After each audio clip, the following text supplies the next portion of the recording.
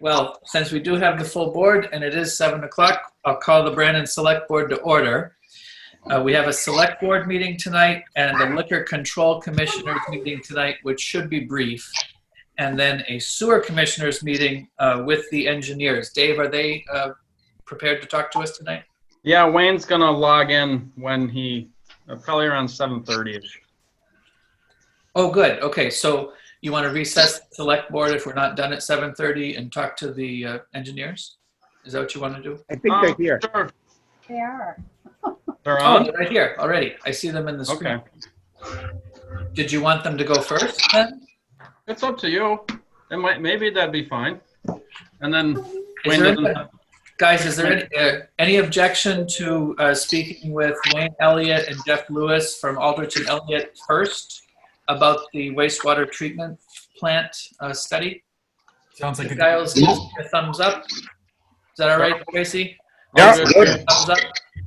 Oh, And good the two here. that are with you. All right, so I did call the Select Board to order. I'll recess the Select Board and then I'll call the Board of Sewer Commissioners to order. Is there a motion on the agenda regarding the Board of Sewer Commissioners meeting? So moved. Mr. Wyman moves to approve. Any second? second. Second from Mr. Giles. Any changes to be made? None heard. All in favor of the agenda as submitted, say aye. Aye. Aye. Aye. Any opposed? The ayes have it unanimously. And approval of the minutes of September 14th. Any motion relative thereto? Make a motion to approve. Thanks, Mr. Wyman. Is there a second? Cool. Second from Mr. Giles. Any discussion, any errors or omissions? If not, all in favor of approval of the September 14th minutes of the Sewer Commissioners, say aye. Aye. Aye. Any opposed, say nope. None heard. That is a vote in the affirmative unanimously.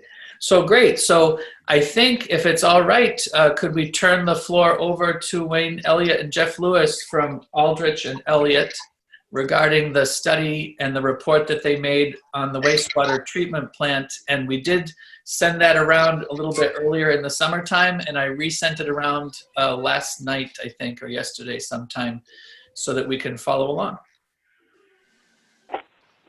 So gentlemen, it is yours.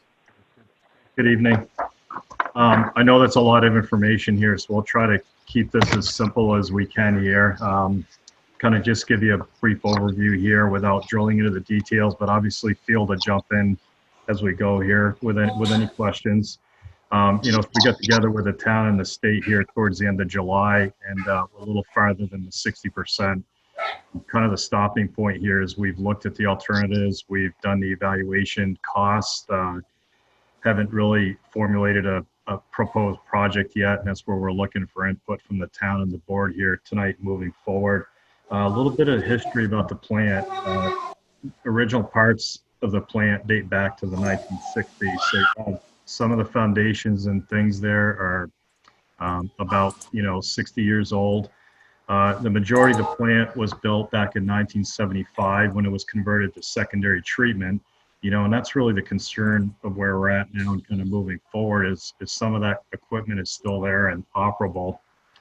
There's some minor work done in early 1990s for disinfection. Then the phosphorus upgrades were done in 2000. That was actually paid for through a state grant. And then there were some other upgrades that were done in 2005 to the aeration blowers, one of the oxidation ditches, the influent pumping primarily. So that's going to kind of set the groundwork of how we're looking. Really, the majority of what we're looking at here is really age related. And the goal of the state here is trying to make sure the facility continues to operate reliably moving forward and, consistently comply with the permit. We do go into the operating conditions of the plant in extensive detail, and that's all in the report. I'm not going to touch into that too much. The plant runs very well. Except for one of the challenges they do have down there is that during wet weather conditions, the plant sees a lot more water coming in for treatment. It typically does during drier periods. For example, I think if you talk to the operators over the last few weeks of the drought, you're probably not even seeing 200,000 gallons per day coming through the plant on a daily basis.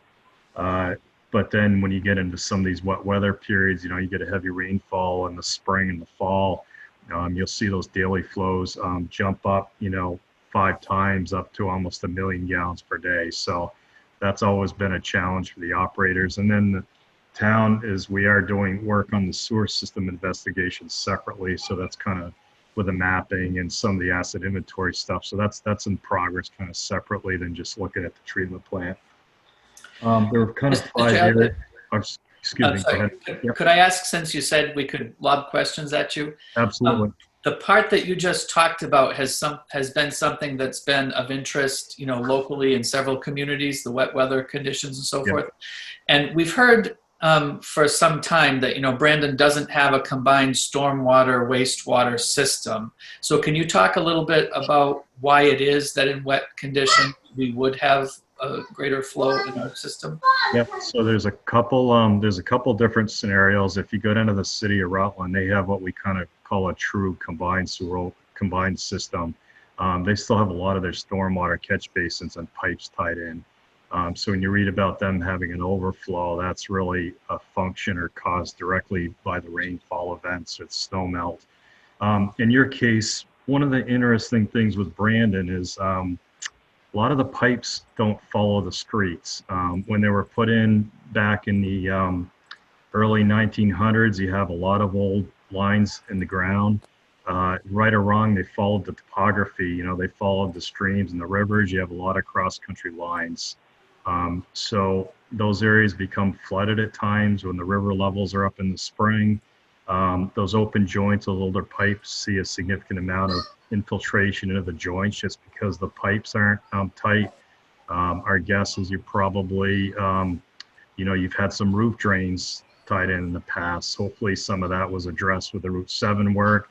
Probably have a lot of people that have sump pumps tied in. So it's kind of a combination of those types of sources of flows that really why you get more water down to the plant during those types of wet weather events.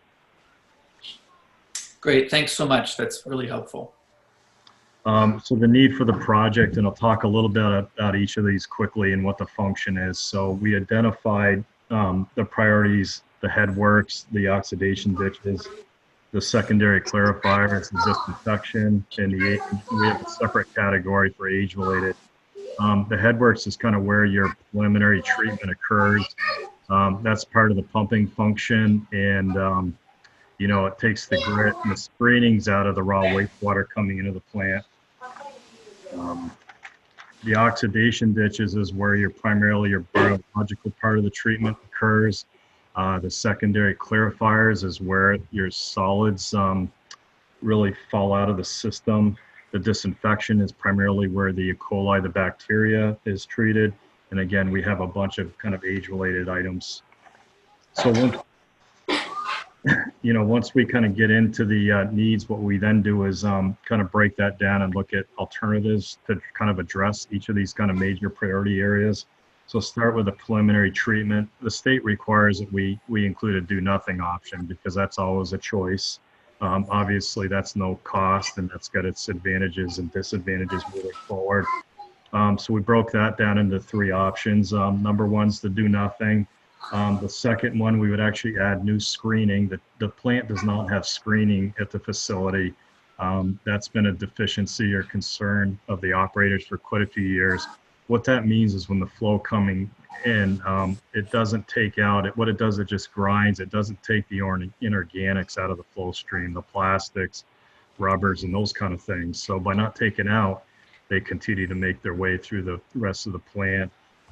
Tend to plug pumps up, it increases the wear on the equipment and those kind of things. So number 2, we looked at adding screening with also replacing the original grit system. That's got a construction cost of about $1,140,000. The third option there was just to replace the existing grinder, which just grinds up that material. It doesn't remove it. And then same thing as number 2, to upgrade the existing grit system. That was about $691,000. Then we looked at the ditches. The ditches, the the structure themselves is original, and the concrete is in really good shape for its age. So primarily there, it's equipment, it's the rotors on the ditches that through the movement of the water and introduce the oxygen and provide the mixing. We had two options there. Number one was the do nothing, and number two was replacing the rotor, the equipment on one of the ditches. That was about $404,000. Secondary clarifiers, that equipment dates back to the mid 70s. We typically will see a 25 to 30-year design life on that equipment. Number one was a do nothing option.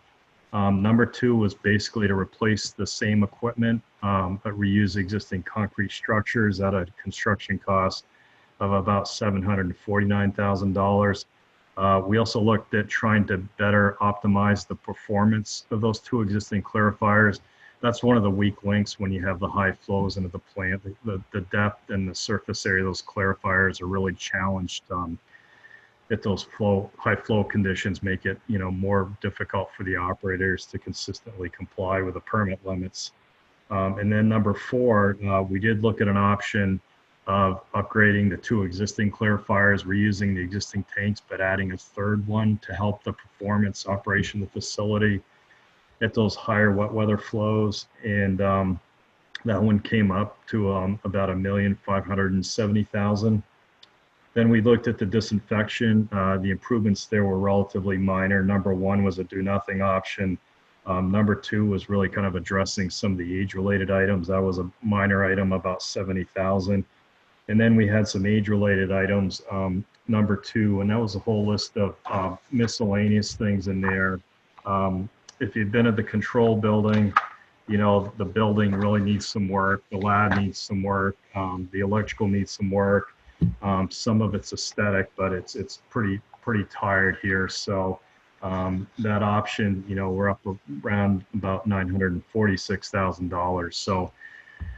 So what we've done is evaluated each of these options. We typically don't make a recommendation at this point. We kind of tried to provide everybody with the information that they need and kind of work with the town staff and the boards here to figure out. We fully appreciate cost is always an issue or concern here. So if you took all of those different options and picked one from each one, and you really just solely address the age-related items, which wouldn't improve their performance of the facility, you're about $2,860,000. That's just the bare construction costs. If you went to the high end and you picked the alternative number two for the preliminary treatment by adding a new screen, which would really help the performance of the plant. And then of the secondary clarifiers, you added that third clarifier in addition upgrading the two existing. If you rolled all those in, the upper end of the range is about $4,100,000. So you have the low and the high, and you could end up with somewhere in between there, but that generally gives you a frame. And to be clear, that's just construction cost. That isn't extended out to a start construction date. It doesn't include a contingency. It doesn't include the engineering permit fees, other miscellaneous stuff. So that's just really bare current day construction costs at this point in time.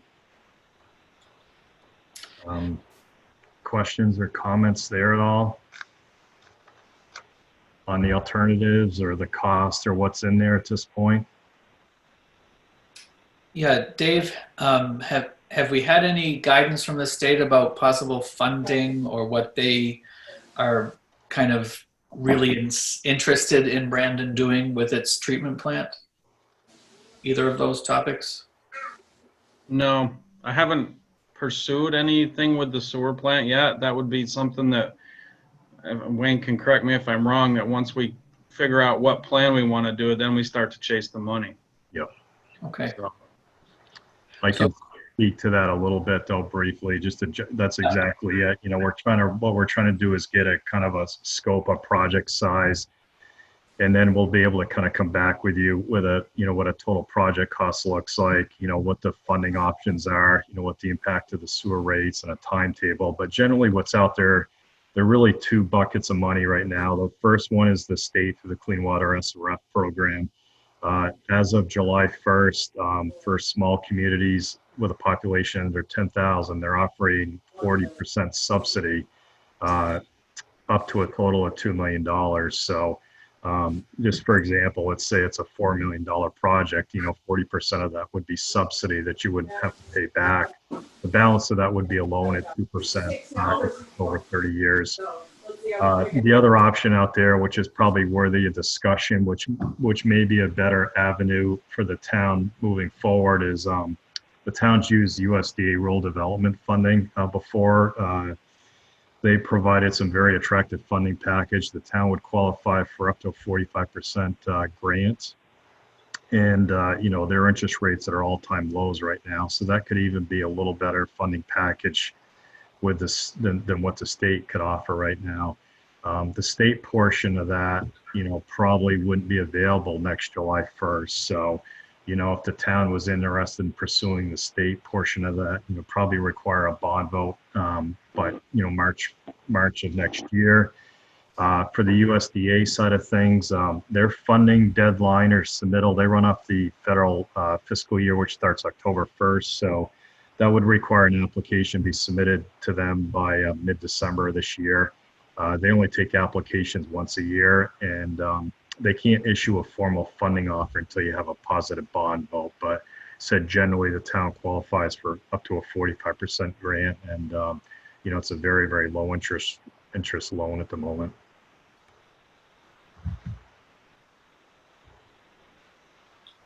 That's really helpful. Thank you for that, for the time frames and for the two different options. And I know we have had some success that Dave has overseen the Champlain Street pump station and so forth with some of the same kinds of funding sources.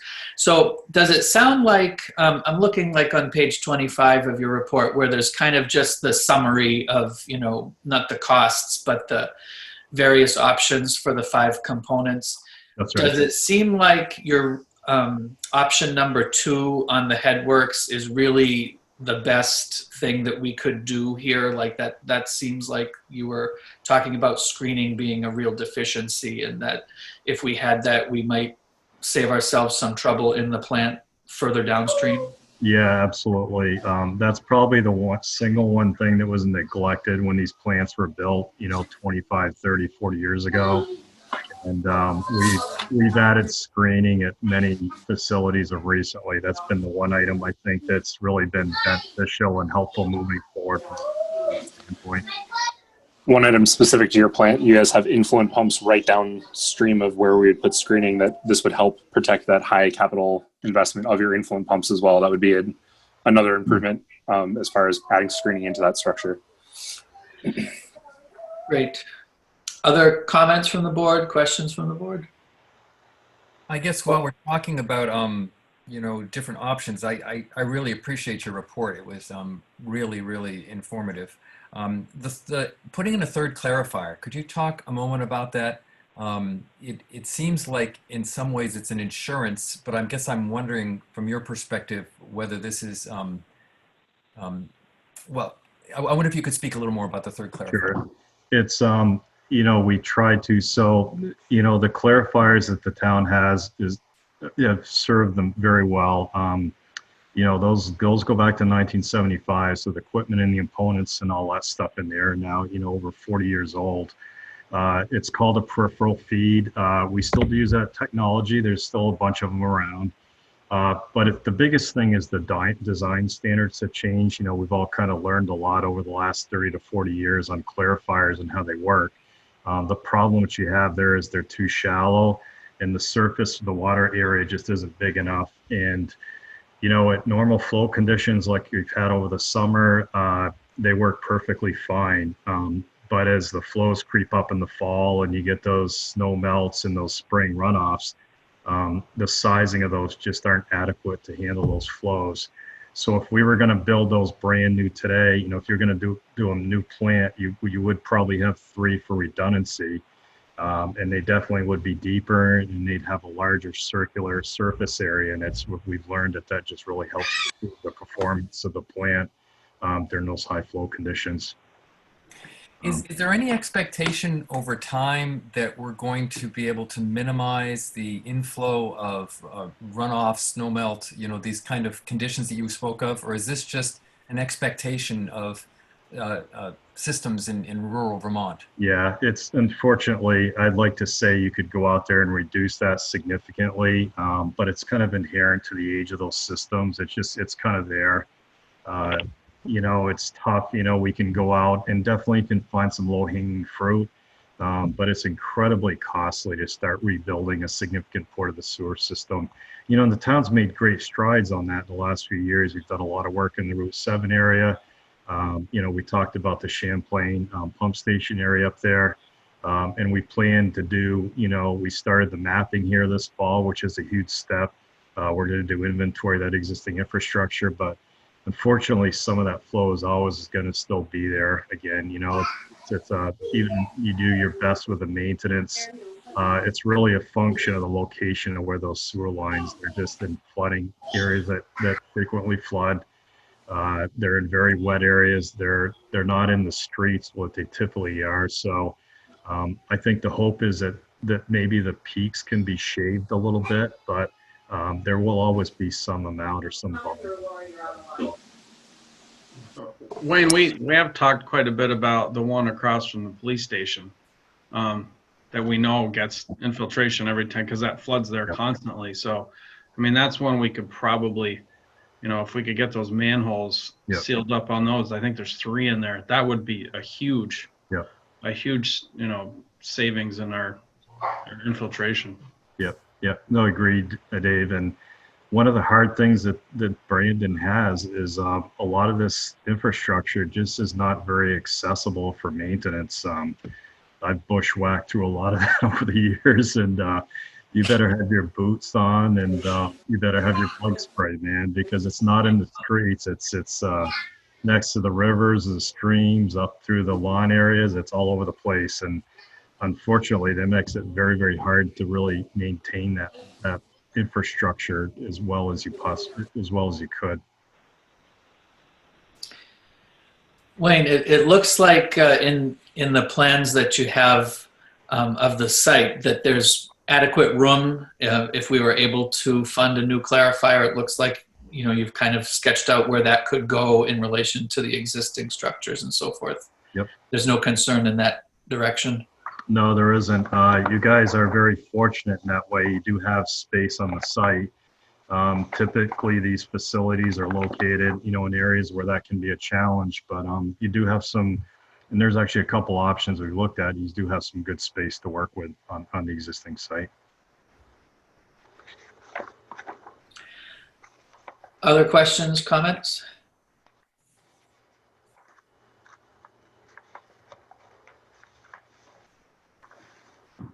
So next steps, what would be the next steps?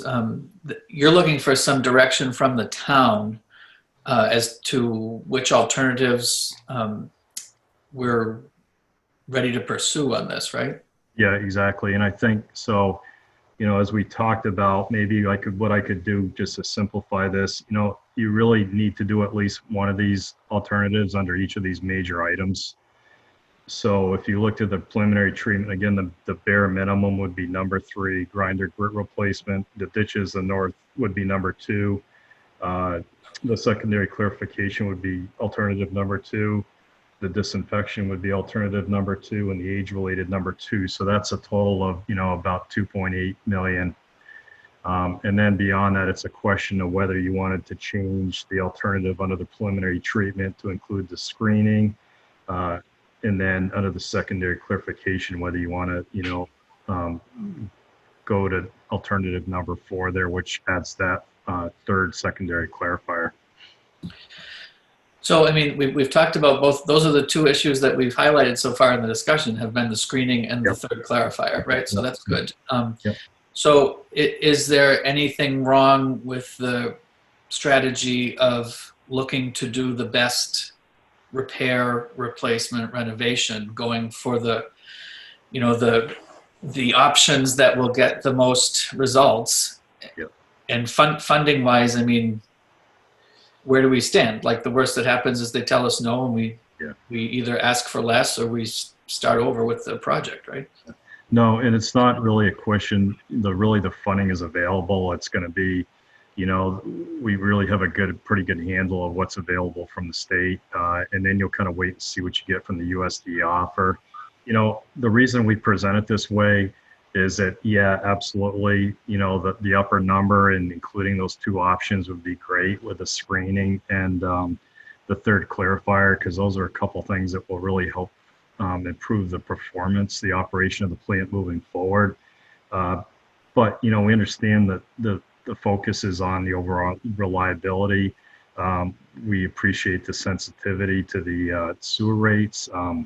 So, we try to present this range of options and, acknowledging at some point, it really comes down to what people can afford to pay and, what you see for the projected increase in sewer rates.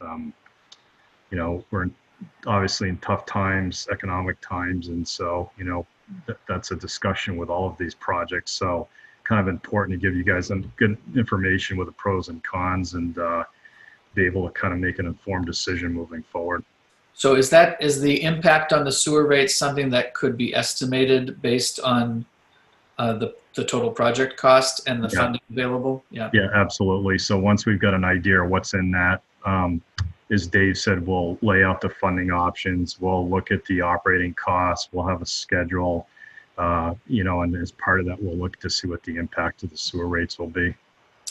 Great. Mr. Giles had a question, I think, or a comment. That was going to be my question. You framed it exactly. Okay.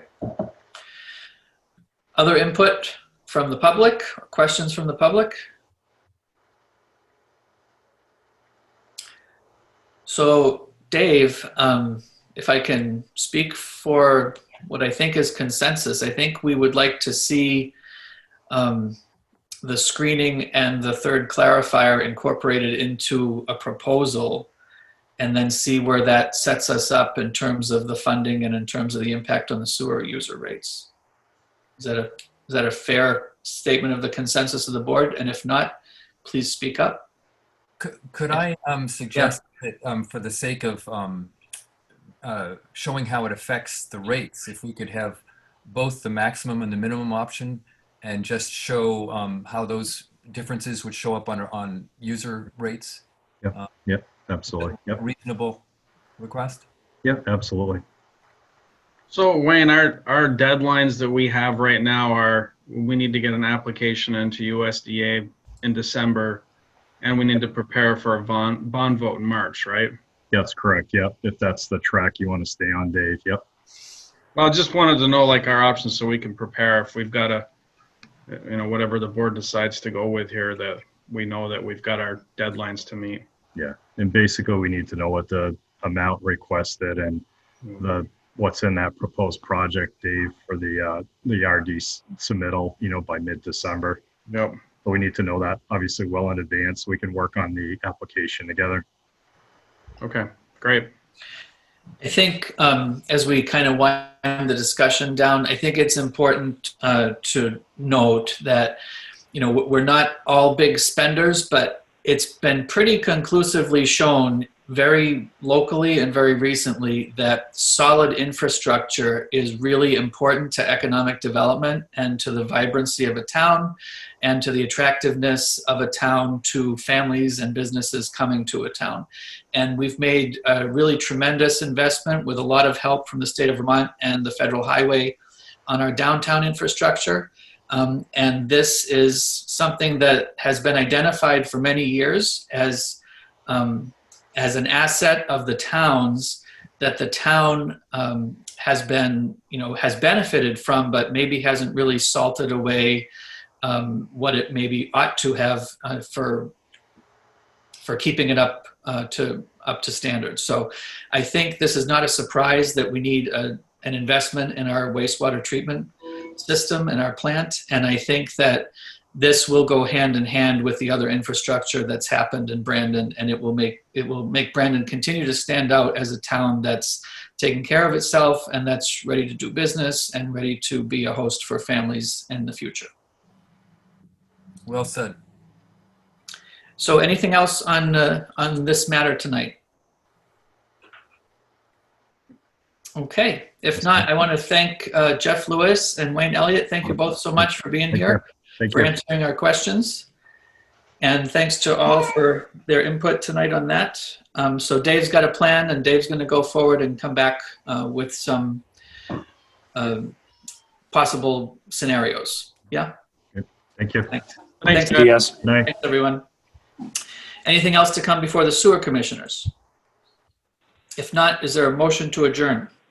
Motion to adjourn. Motion for Mr. Coolidge. Is there a second? Second for Mr. Bailey? Sure. All in favor, say aye.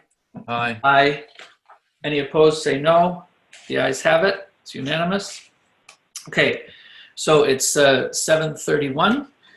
We'll call the select board back to order. Before we move into the select board meeting, I did, if I could, I would like to take a moment to recognize the passing of Richard Baker. Richard was a great Brandon public servant. He was a standout in Otter Valley debate, I guess, when he was a high school student. And then he went on to a federal government career and came back to Brandon. And I think a lot of why he came back to Brandon, or a lot of what he did when he came back to Brandon, was about giving back to the town that helped to raise him. And if you spent any time with Richard, you would know that Richard loved Brandon. He loved to talk about particularly 20th century Brandon and inform. What's that? Sorry. Oh, okay.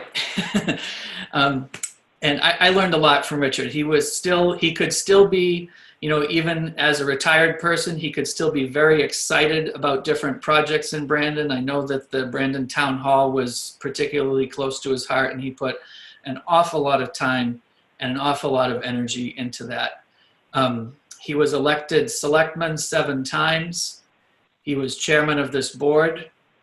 He served as the interim town manager at a time when the town kind of called upon him in an almost emergency situation. And I think that, in the last couple of weeks, you can see that Richard's energy for Brandon and his desire to be of service to Brandon didn't really stop until the very end here. He is on the ballot right now to serve Brandon as Justice of the Peace. He was ready to step up and be a Justice of the Peace again. And even within the week before he died, he sent a letter to the select board ready to be appointed to the BLSG Insect Control Board. So he had been on the Rutland TAC, Transportation Council and so forth, but he just was always ready. And I'll miss Richard a lot, and I imagine that a lot of folks in Brandon will as well. If anyone else has a thought they'd like to share at this time, that would be appropriate. I know a lot of you worked with Richard for a number of years.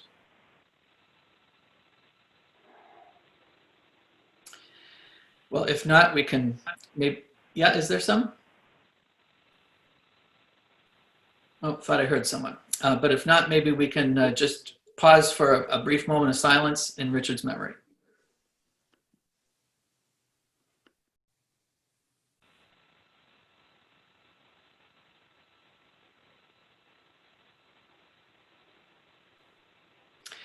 Thank you all very much. Okay, so back to the select board meeting. Is there a motion about the agenda? Motion to approve the agenda. Second. I'd like to add something to agenda. Sure. I'd like to add a brief presentation of the Green Fleet policy data. Okay, where would you like to do that, Tim? Wherever is convenient, after public comment, maybe. Okay, so 4A, some Green Fleet update from Tim Giles. That's great. And Bill, I'm going to be looking to share my screen if you can make sure that that works at that point. Anything else to change on the agenda? Additions to make? Okay, if not, all in favor of the agenda as amended, say aye. Aye. Aye. Any opposed?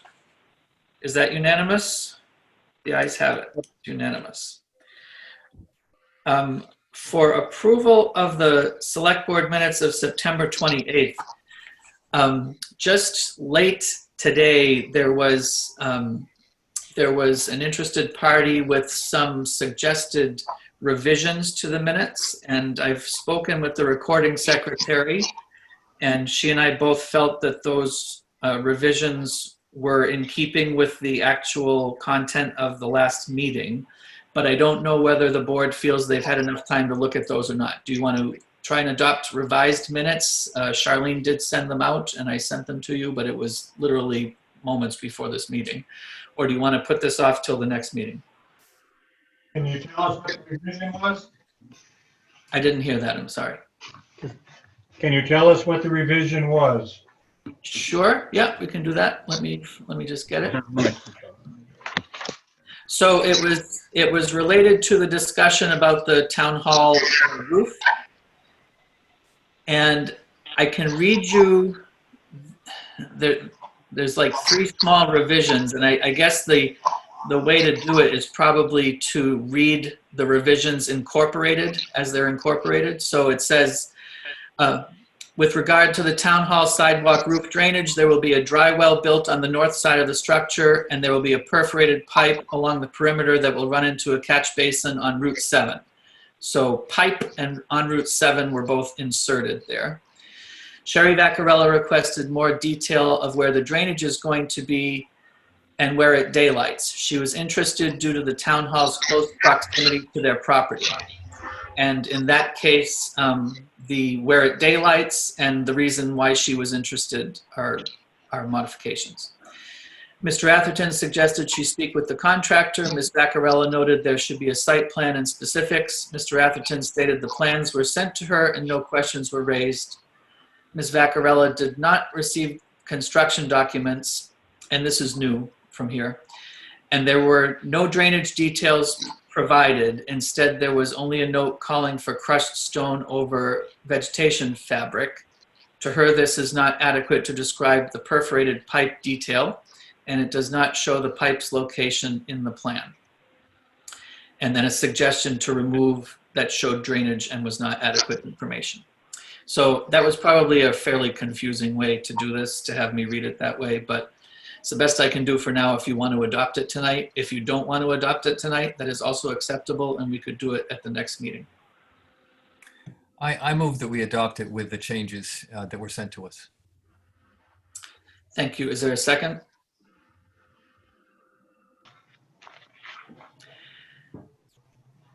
I'll offer the second.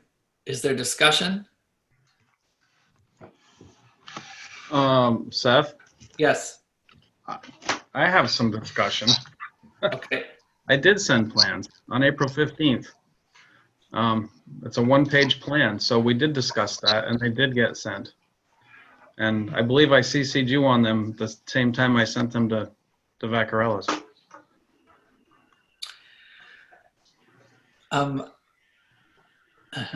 So I don't know if this is based on the content or that, I don't know, this just,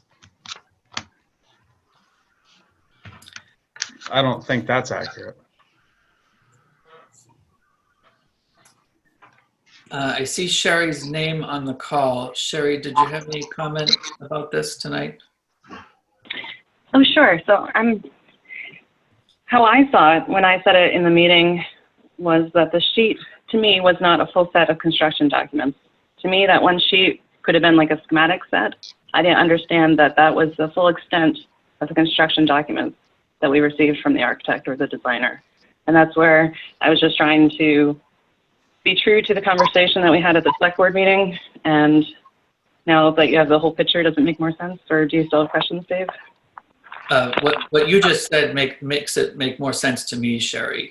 So Dave, I misunderstood what you were saying. So you sent the Vaccarellas on April 15th the plan for the design of the roof structure. Correct. And Sherry, you got that, right? Yes, that's correct. I did receive those drawings, or that drawing. Yeah, but what you were saying, I guess, in the meeting is that you were expecting more detailed construction documents with drainage plans and so forth. And, That's correct. and those did not come because those did not exist as far as I know. Is that right, Dave? Right. Yes. Okay. So maybe we'd do well to edit these a little bit further, because I think even in the way that it's revised, it looks like it could be understood to say that that Dave did not send anything to the Vaccarellas, but in fact he sent what was. Beth, honestly, Yeah. if I may, I think that the Vaccarellas and I have settled this. So Yeah, I don't. It doesn't really matter to me at this point, I guess, how the minutes show. I'm not going to worry about it. Okay, so there's a motion and a second to adopt the minutes as they were revised with the input. Is there any more discussion? Yeah. Yep. Yeah, I guess because I was en route down here and whatever, I really haven't read the amended one. I appreciate your reading it to us. But I guess for me, I would feel more comfortable being able to compare the first draft to the second draft before voting on it. That's great. That's my own That's opinion. fine. So, Mr. Giles, would you care to withdraw your motion to adopt tonight? Sure. Okay, so the motion's withdrawn. We'll table this until the next meeting. And I do want to thank both Sherry and Dave, Sherry Vaccarella and Dave Atherton, for their getting together on doing the site visit basically the day after the previous select board meeting, I think, or 2 days after, something like that. And working through as neighbors with what the concerns were and what the possibilities were. And I want to thank Sherry also for being attentive to the minutes and for making the clarification suggestions that she did.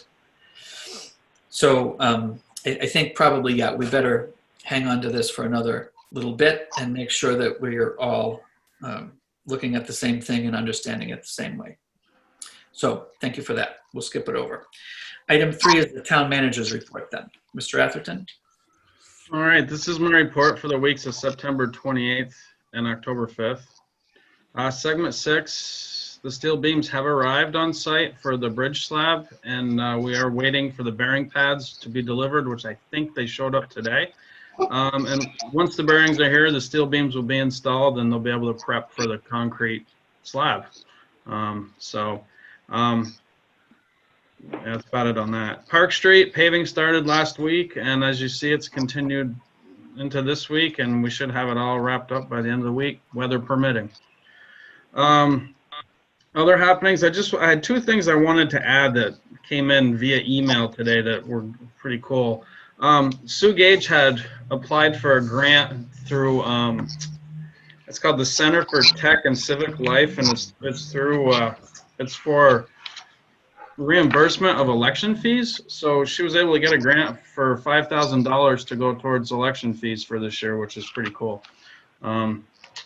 So excited for that. And we received a notice of award for a grant that Sean and I applied for through the Rutland Regional Planning Commission to purchase more equipment. They do this usually every year. And this year, it's a leaf blower that actually goes onto the equipment that hooks on either the backhoe or the skid steer, and it'll blow the leaves out of the road when we're grading it in the fall, and we can blow ditches out with it and everything. So it's actually quite a few municipalities are using them now. So we got that grant awarded to us as well. Let's see, I attended the annual VLCT Passive and Verb meeting via Zoom on September 30th. It was a little interesting to do it that way. Really odd not being in person and going through the various seminars and stuff. The new structure at the highway department has been installed, so we'll now be able to keep all of our equipment undercover. I think they're started working on the door. They're going to start working on the front door of it this week, but it's pretty cool to go down and take a look at it. It's large. So we're pretty excited about that. Everything will be undercover, and it cleaned the place up a lot. The town hall sidewalk roof is completed, so I can take almost off there. Speaking of drainage, we did decide to use drain stone on the perimeter of the sidewalk instead of pipe. We also added some privacy panels on the west side, and we addressed some voids in the mortar joint on the portico around the columns that was allowing water to infiltrate, which was actually causing some shifting in the stone and the tile floors. So the guys did that spent a few hours on that just to clean it up, to keep the water out of there, to cause more problems. So if you haven't gone and looked at it, it looks great. I'm glad it's here before winter. We have had McCullough Tree Services in town clearing trees around the wastewater treatment plant and the pump stations. They thought them overgrown and started to break the fence, and Steve was worried about branches falling on our buildings, and they were pretty bad. So that did, like I just said, I just damaged part of it. And that we're looking at doing the Champlain Street pump station as well. That one's pretty overgrown too. So just trying to keep some more maintenance on those pump stations in the plant. Rec news. Brandon Rec will be starting their 3 weeks kid cornhole and kickball leagues on Friday, the 16th. Estabrook will host cornhole, and Neshobe School will host kickball. Sign up online at brandonvt.myrec.com. On the 14th, the Chamber and Economic Development of Rutland will be a new organization that features the merger of Rutland Regional Chamber of Commerce and Rutland Economic Development Corp. Will be hosting their annual meeting at the Jack McKernan Drive-In at Estabrook. The $25 per car entrance fee will go directly to food coupons to be used with the food vendors of the evening, and Otter Valley High School's Walking Stick Theater. There will be a Rutland County movie debuted, which features folks from all around the county, including some from Brandon. The food alone, according to Bill, is worth the price of admission. Partnership with the Paramount continues to the month of October. They'll be showing Beetlejuice on Saturday and Ghostbusters on the 10th and Hocus Pocus. Oh, I'm reading this backwards. I'm sorry. Ghostbusters on the 17th, Beetlejuice on the 10th, Hocus Pocus on the 24th, and Halloween Town on the 31st. Tickets are available at ParamountVT.org. We have secured an arrangement with Neshobe Golf Course to host the town skating rink on one of their lots. They will open their lodge on occasion for some hot chocolate sales, and we're looking for volunteers to help maintain the rink. Contact Bill Moore with any questions. And last but not least, we're working with Assistant Rec Director Colleen Wright. We're developing our winter schedule at the town hall in a COVID-safe manner. Table tennis will be starting on Thursday, October 15th at 7, and pre-registration and masks are required to participate. Thank you, Dave. Are there any questions for the town manager from the select board? Mr. Wyman? None. Mr. Giles? None. I have none. Mr. Coolidge? Nothing. Mr. Bailey? One simple one. A comment, because I did drive up and look at the building at the highway department. It's really nice. So yeah, that's a great improvement up there. And then my only question is on Park Street. Will we be able to get some striping on that this year? I know when we had 7 and then striping, driving down it tonight in the dark, it's when you're not used to those rain gardens and everything, that brand new black pavement on the center line is pretty important. So yes, if we might have to do temporary just to get us through before we do all of the, because we're gonna do bike lanes and everything on it now with the way that the plans are, but Markowski's will do a temp center and fog line through the winter if we have to. If it gets too cold, we won't be able to do it permanently. So, and there's still, I think, 3 more lifts of asphalt to go on it too. So yeah, we'll have something there before snow falls, hopefully. Great question, great answer. Thank you for that. And yeah, congratulations to Sue on the election grant and to Dave on the equipment grant, and nice progress on both the town hall entrance roof that should make everybody safe and happy. And I see there's lighting in it and all kinds of stuff even, and the highway department building. So very good. How about we're going to incorporate questions from the public for the town manager with the next item, which is public comment and participation. So Anybody who would like to have some discussion about an item that doesn't appear on the agenda, now's a good moment. Yeah, this is Brent Bueller. I'd do it. I'd like to say I think the new town hall roof looks fabulous. The wider columns and the add panel screens really anchor it and make it much more proportionally appealing. So it looks fabulous. And I'm glad to have it for winter. It'll make us all much safer. Another thing I have, maybe you can know more, is that it was my understanding last week, I know the soccer ball costs of $1,200 came up that we had to supply to each player. It's my understanding that that might be reimbursable from the state. And I don't know if that's true or not, but There's a potential, as we're looking into some of the reimbursement stuff that happens around COVID, that was definitely COVID cost this year where we had to give each kid a ball. And I even thought about too, like with the typically what we would do with uniforms is we give all the kids uniforms that were really nice and give them back. This year we gave them t-shirts that they can keep. So I didn't know, but we're definitely looking into that. and that's it for things that aren't on the agenda, except the executive session. The first motion and second motion, I'm kind of curious as to the ramifications of those and the purpose. Sure. So what would you like to know, Brent, about the motions? We have to, for certain executive sessions like the one on contracts, we have to make a motion to find that premature public knowledge would be detrimental. And so that's what the first motion is. Okay, and is that about a contract in particular, or is that a? About an existing contract that the town is a party to, yes. Okay, and so it's not just a catch-all sort of thing. Oh no, it's a specific item, right? And the same is true of the second motion then. The second motion is regarding, right, it's a town employee, and to be more specific than that kind of defeats the executive session purpose. Okay, got you. Yeah. Okay, Yep. Thank you. Yep, thank you.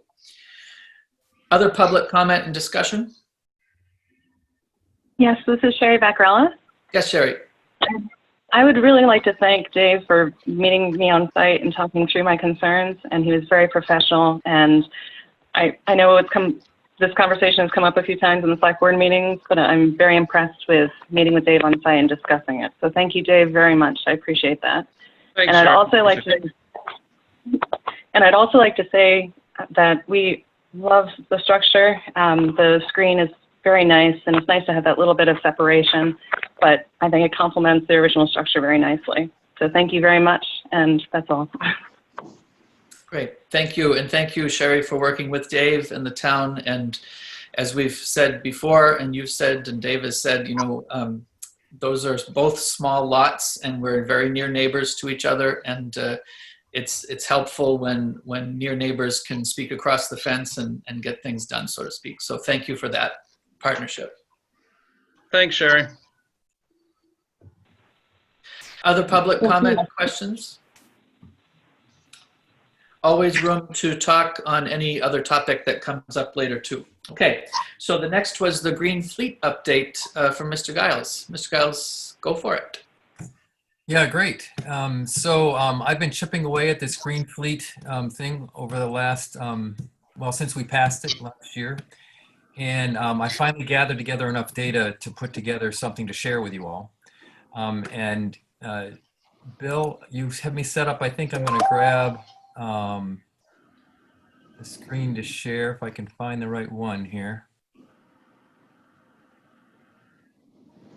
I don't do screen sharing often enough to make it quick, sorry.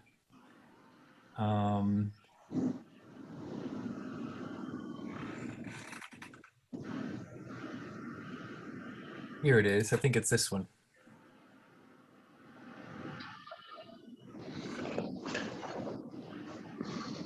Okay, so do you see that screen? Okay, and so this is, I have a 5-page report, and this opening screen shows the the numbers that we use to determine what the CO2 emissions are for each kind of fuel: gasoline, diesel, propane, and heating oil.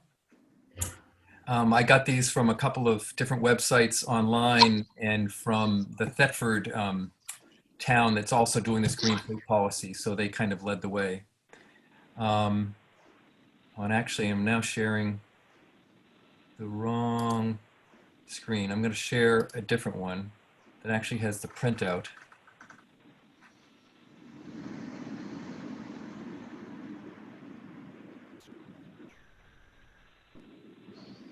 This one here.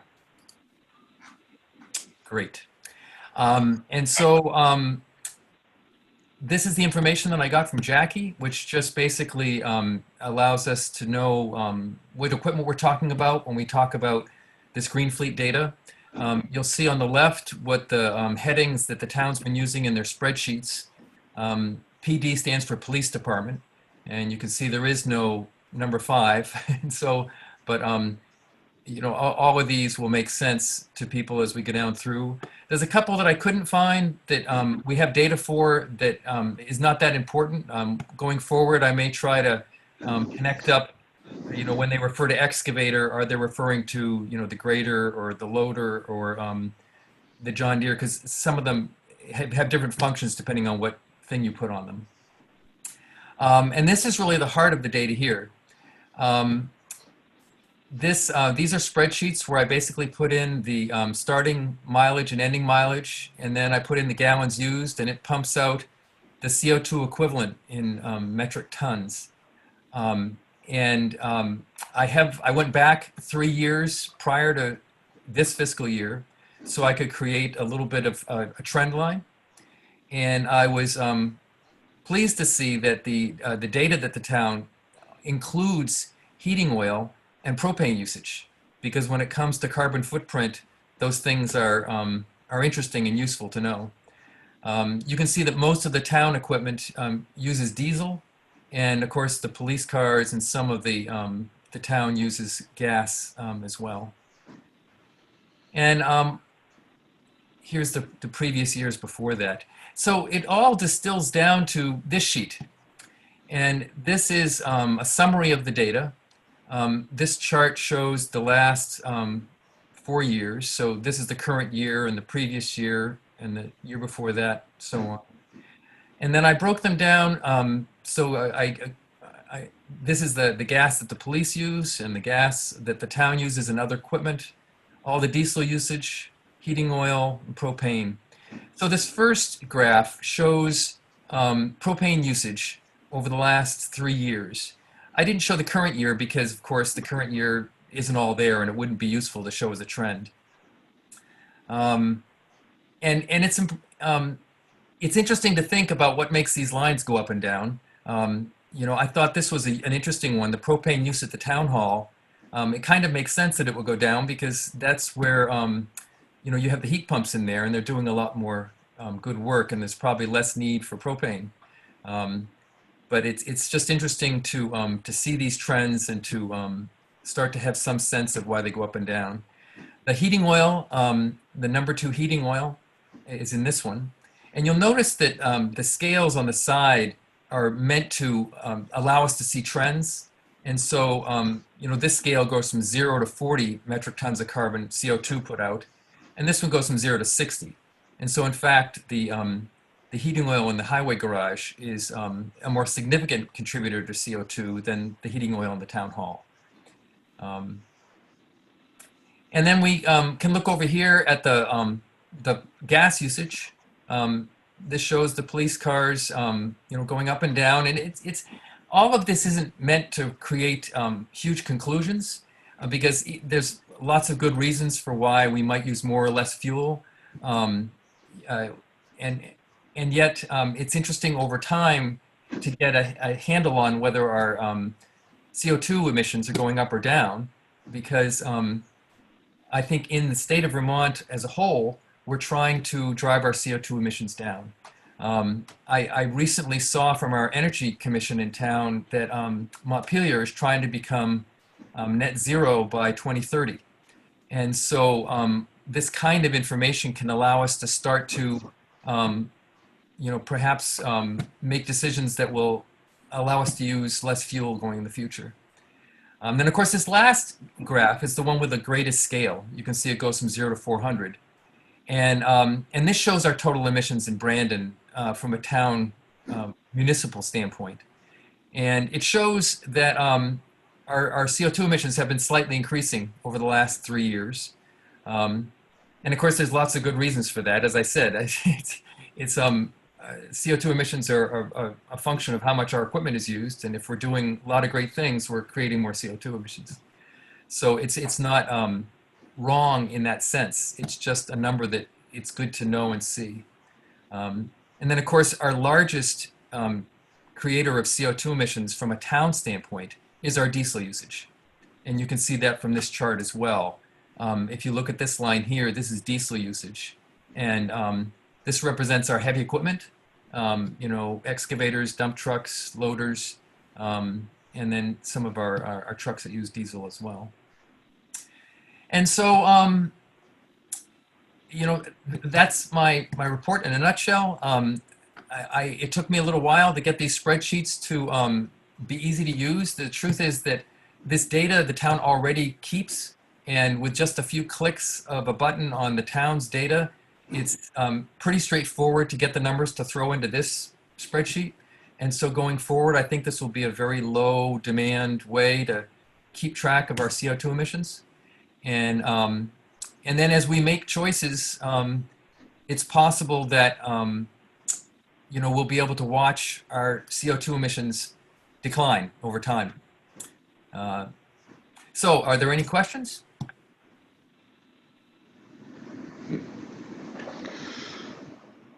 I just have a comment, not a question. I appreciate all the work that you did, and it's understandable. I think that the page at the end, where it's graphically presented, is much more easy to understand, of course, than the tables that precede it and that inform the graphs. And it is helpful. I think that, knowledge is power, so let's be powerful, right? So this is at least one way to inform us in, maybe we're surprised that we use so much at the highway garage and so little at the town hall in the second chart or something. Like maybe we will learn something that we didn't know.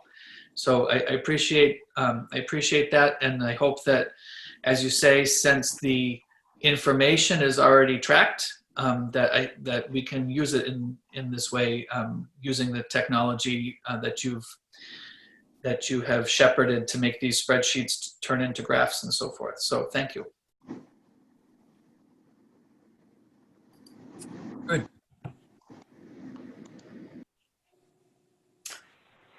Any members of the public or anyone else on the board with comments or questions regarding the Green Fleet presentation?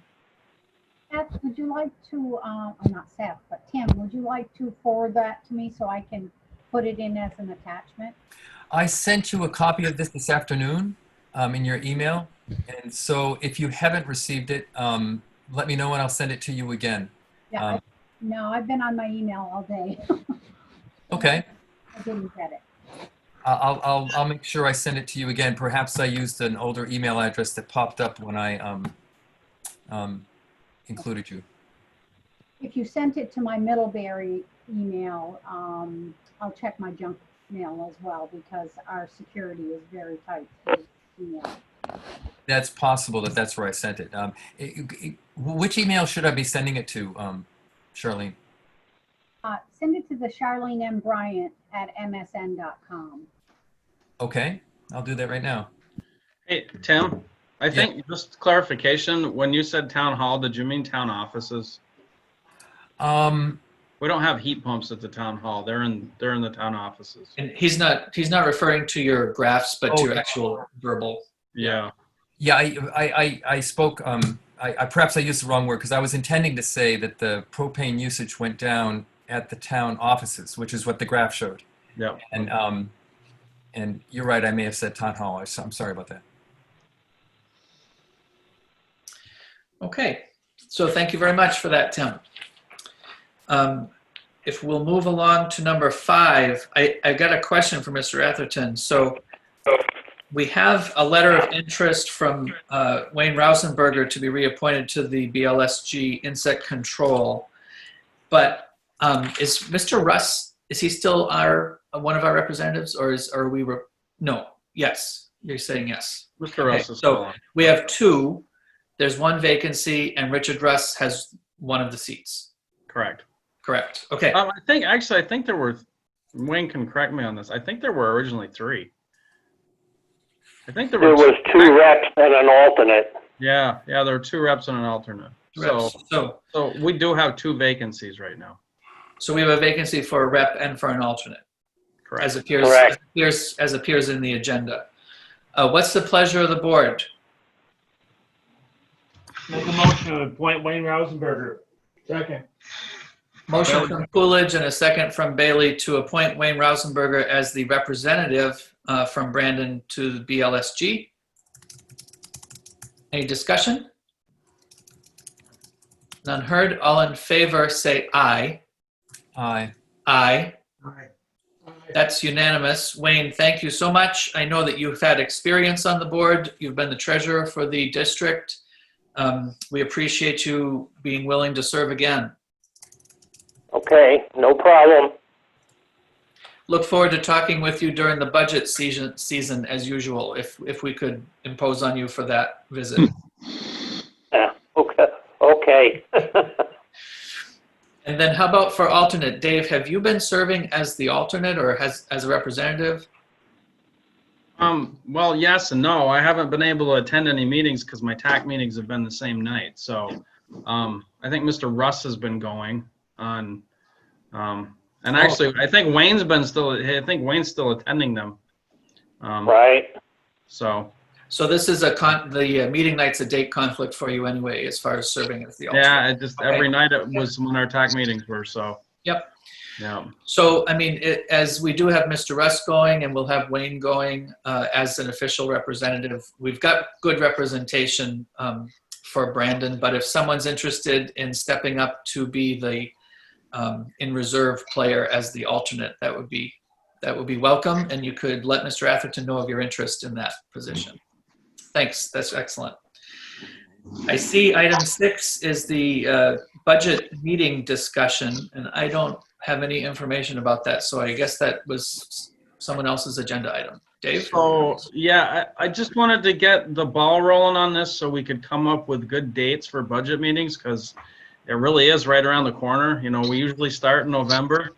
And I know we tend to have a hard time with other folks' schedules and getting meetings. So I think it's just something we should start kicking dates around. And I mean, we can certainly schedule meetings through emails if we have to. So if you guys want to, come up with maybe a day of the week that you think is the best to do it, and we can go from there on time-wise. Well, can I suggest that I think last year we had a clever hybrid format of 2 Tuesday meetings and 2 Wednesday meetings, because there were some date conflicts from all kinds of people on both dates, but not from everybody on one of the dates, right? So does that make sense? Like, I think we met twice in November, twice in December, something like that. And it was 2 Tuesdays in November and 2 Wednesdays in December, or the other way around. And then my other thing about this was, are we meeting in person for budget, or are we going to do it via Zoom? What's the pleasure of the board? No, we're doing our board meetings via Zoom. Yeah, Brian just said Zoom too, so. Dave, what's the status of the budget committee? I think we only have 2 left. We have Jan Coolidge and Barry Varian? Is Barry Varian not on the budget committee? Did we appoint? I'd have to look. I don't remember now. I'm getting some head numbers. I think Barry was on the budget committee. Was it? So it's Barry, Tony, and Jan. Yeah. So can you consult them also, Dave? Do you folks tonight want to pick any dates specifically in the November, December range.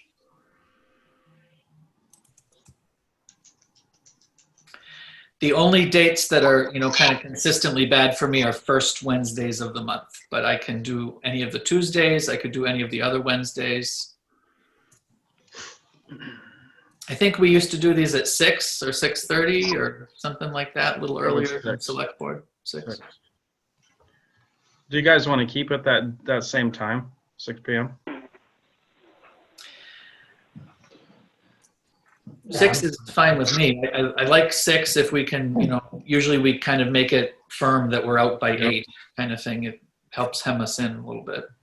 And then you want to try to stick with the Tuesdays and then Wednesdays type of thing, just for fun, or maybe see what happens? Okay. Unless it's problematic. Why don't you, Dave, if you would, why don't you contact the budget committee folks and see if they have any dates that they would like us to avoid. And if they don't, maybe you could make a proposed schedule that includes 2 Tuesday nights and 2 Wednesday nights in November and December. Sure. And it can be every other whatever. Yeah. Yep. Sounds Great. good. Thank you for putting that on the front burner for us. Did we do a wrap-up one also late after we did the third? Yeah, we did. Doug just saying we did a wrap-up one at the end, and we'll we'll continue to do that. Yeah, we generally have had the 4 kind of with the department heads and the town manager and the budget committee, and then there has generally been one in January to pull it all together, make sure that everybody has had enough time to digest it and give the input that they wanted to, and that puts us usually in a good position in terms of the deadline for the town report in the morning and so forth. So speaking of the town report, that's your number 7. What do you have to say? So for the last couple of years, I know that the few of you guys on the board have talked about the format of the town report. And when we start doing it, it's usually too late for any format type changes.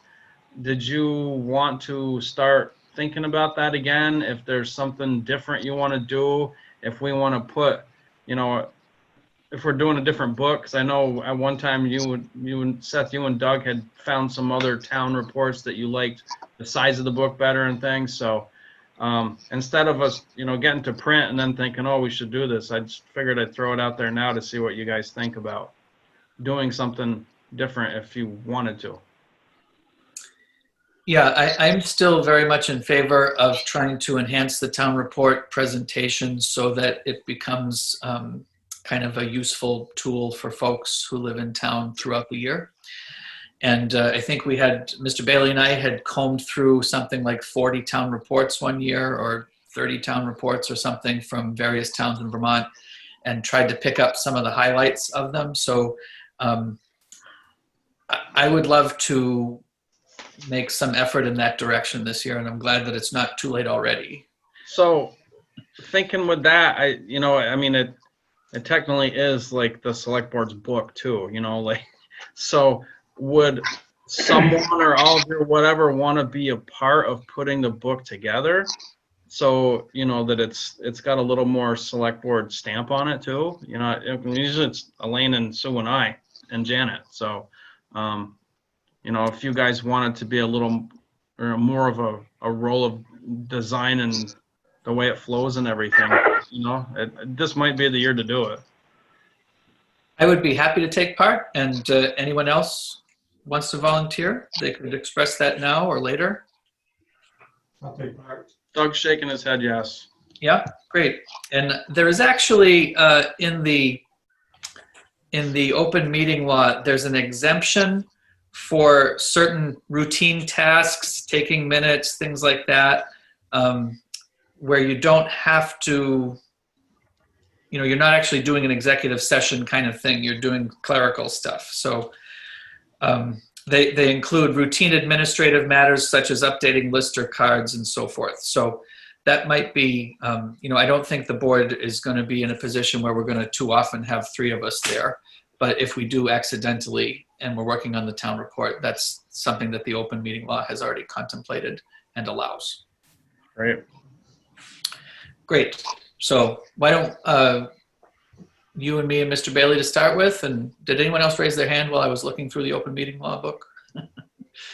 But if you and me and Mr. Bailey can start this, and then we'll see if anybody else wants to jump in as they want to. It doesn't even have to be a big commitment where you sign up for all of it. Yeah, very good.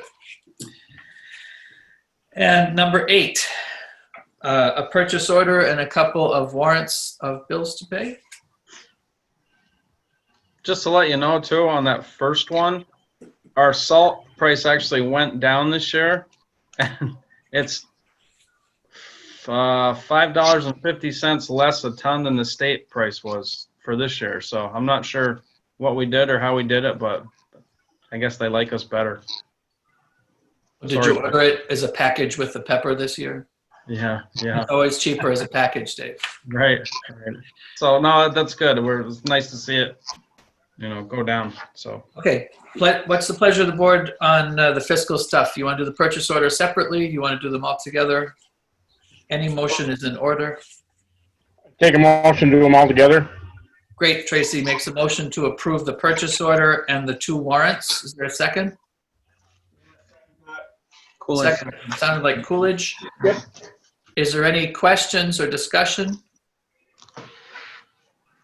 Yes. Sorry. Can you tip the computer? Because we can't hear him. Very simple ones tonight. The first page, second one, Abenaki on a box rental. I'll admit it's only $150, but I'm just questioning that last 2 weeks ago, we had a couple box rentals. So my question only is, how many boxes do we rent, and where are they? And do we need them all? Kind of thing? So it's actually the same box.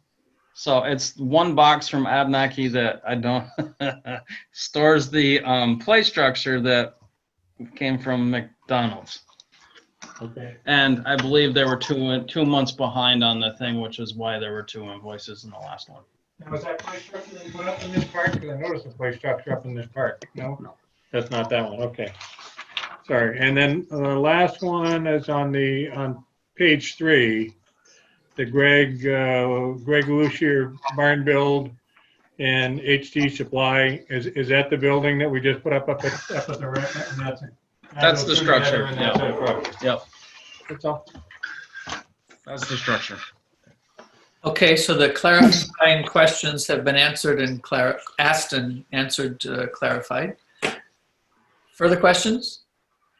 If not, all in favor of those 3 items listed on fiscal, say aye. Aye. Aye. Any opposed, say no. That's unanimous. The ayes have it. Perfect. So we do have 2 executive sessions. We also have a brief liquor control commissioners meeting that we'll do first. But before we do any of that, this is like usually when we do the last chance for announcements. Did Mr. Moore have any announcements about a Brandon Free Public Library Town of Brandon moderated event this week? Hold on, you're muted. Yes. Okay. So we had to move the date for the Brandon Free Public Library Candidates Forum. It's being held. It's now being held on Thursday at 6:30 by way of Zoom. It's being moderated by and actually to give everybody. I was going to email all the candidates to make sure they know. I know there's at least one candidate here. The format is going to be similar to what we've done in the past, and what was sponsored by the chamber. The candidates will have opening remarks. The questions will be sent by way of chat to Molly, who will be doing the questions. The questions are going to be directed, and the directions are going to be given at the beginning of the chat.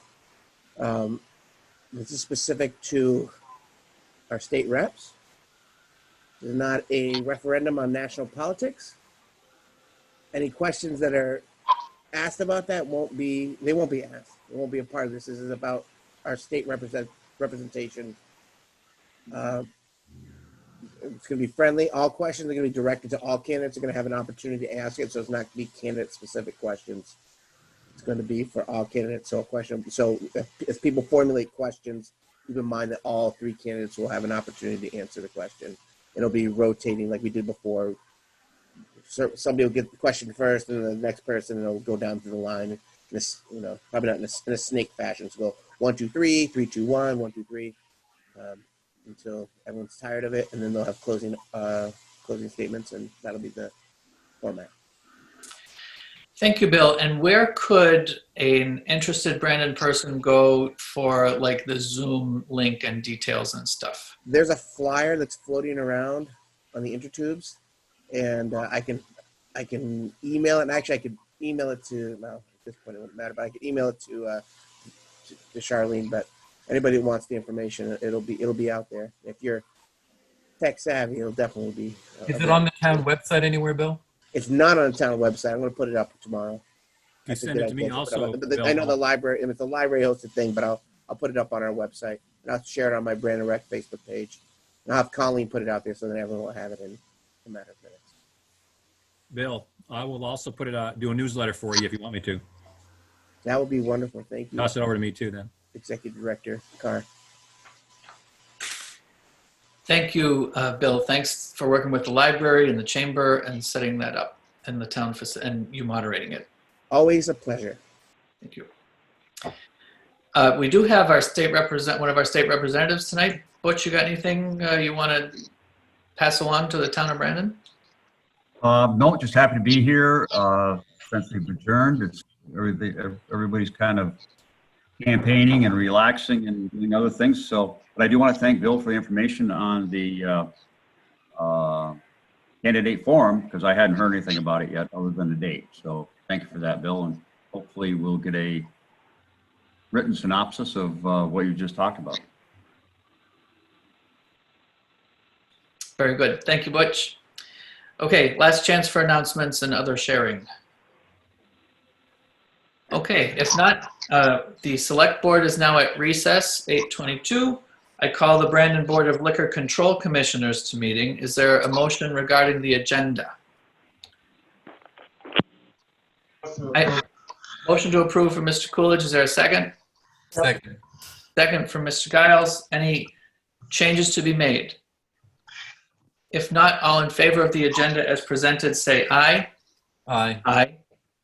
Any opposed, say no. That's unanimous. The ayes have it. Take number 2 and 3 together as a consent agenda. Any objection? Okay, I move to approve number 2 and 3 as a consent agenda. Is there a second? Second. Second from Mr. Giles. No discussion. All in favor of the consent agenda, say aye. Aye. Aye. Any opposed, say no. The ayes have it. I'm going to abstain. Oh, Wyman abstains. Got that, Charlene? Is that okay? Okay, Wyman abstains. Item 4. Motion to adjourn. Motion to adjourn from Mr. Coolidge and a second from All right, second. Mr. Wyman. It's not debatable. All in favor of adjourning, say aye. Aye. Aye. Any opposed, say no. It's unanimous. The ayes have it. 8:23. Liquor commissioners are adjourned. I'm gonna make big eyes.